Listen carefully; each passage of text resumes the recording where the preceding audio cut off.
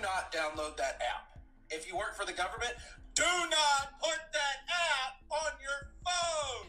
Whatever password, email, or phone number that you use to log on to the Red Note, I'll say it instead of saying Red Book, the Red Note application, you need to make sure that that phone number, email, or password do not tie back to whatever phone number, email, or password that you use for any institution that you log in that is a bank, an institution, or something else that governs your life, your money, and your personal information. I have a really bad feeling about this Red Note app, especially how it came out of nowhere and it is now the #1 downloaded app in America. And I cannot help but see the writing on the wall here. So please understand, this is not me fear-mongering. I'm just trying to relay information. But we continue to see article after article like this one, how Chinese hackers graduated from clumsy corporate thieves to military weapons. And we had this a week ago, how Chinese hackers breached US government office that assesses foreign investments for national security risks. Now you can look this up on your own, but you will see article after article like this one. Suspected China-linked hack on US telecoms, worst in nation's history. I mean, I encourage you to look up online, China hack, and you will see article like this over and over again. Treasury Sanctions Office hacked by Chinese government. As you just saw, those news articles come from mainstream news sources because they are pushing the narrative, as we can see from the WEF, how they have been warning about a cyber attack pandemic. This goes back to 2021, protecting critical infrastructure from a cyber pandemic. And the timing of everything going on is impeccable for the perfect storm, because we are looking at an economic collapse coming here pretty shortly. So again, just stay with me here. So we have the TikTok ban taking place a day before Trump goes into office. Now, we all know that the TikTok ban is going to bring an economic downside to America because so many Americans make money off of TikTok. At the same exact time that we have one of the most expensive disasters taking place in LA, where we have an estimate of $250 billion in damage. And with that taking place, we also have the new formation of the Department of Government Efficiency and how they want to cut federal jobs. While we also have the exponential growth of artificial intelligence that's also going to take millions of jobs, which we know that the end goal will be a universal basic income. And this is all happening at the same time that markets across the board are looking like they are about to crash. So now I find the timing extremely convenient that we have millions of Americans downloading this app. It is #1 trending. How did it get there? Why is it trending? You need to think these things, okay? Millions of Americans who are now compromised by downloading this app. What's going to come? While this is all going on, we just had Jake Sullivan, who is the U.S. National Security Advisor, saying this.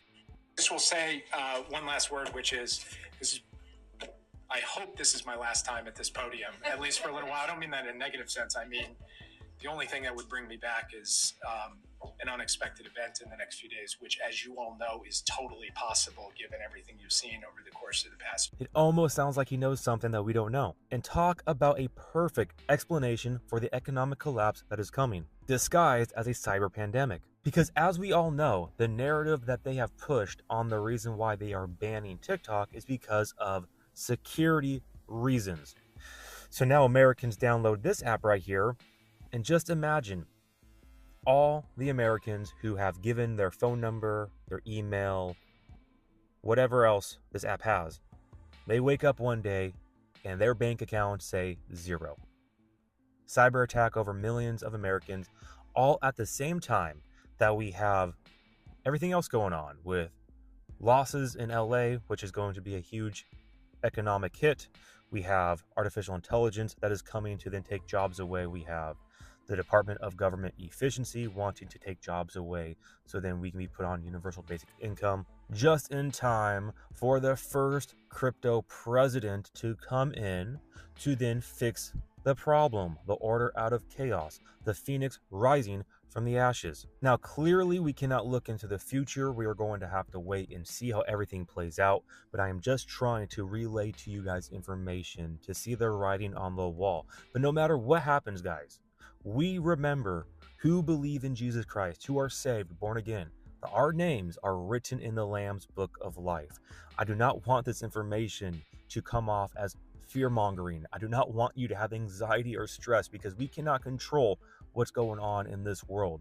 But putting your head in the sand Acting like nothing's going on is not going to help you from what's coming upon this world. But we focus our eyes upon the Lord, praying for guidance, praying for wisdom, praying for discernment, growing closer to each other while we also grow closer to the Lord, discipling one another, sharing the gospel, the true good news of Jesus Christ, that he saves sinners.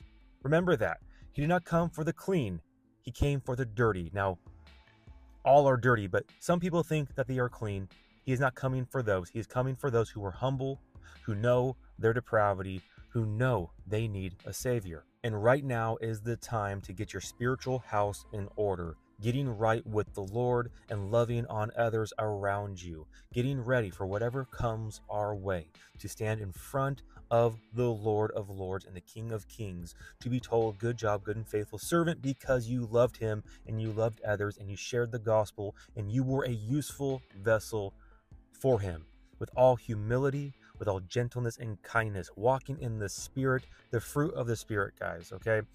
With everything going on, please try to change your mind with how things are. So those who had their house burnt down, they need to see that as a blessing from God, not a curse, because now you can really give your life fully to him, that everything in this world will be burnt up, but he shall endure forever. You shall always have the Lord. He is eternal. He shall never leave you nor forsake you. Hebrews 13 verse 5. So with whatever happens here in the future, if we wake up one day and our bank accounts say zero and there's some cyber attack, whatever, right? There's so much fear out there, EMP, whatever.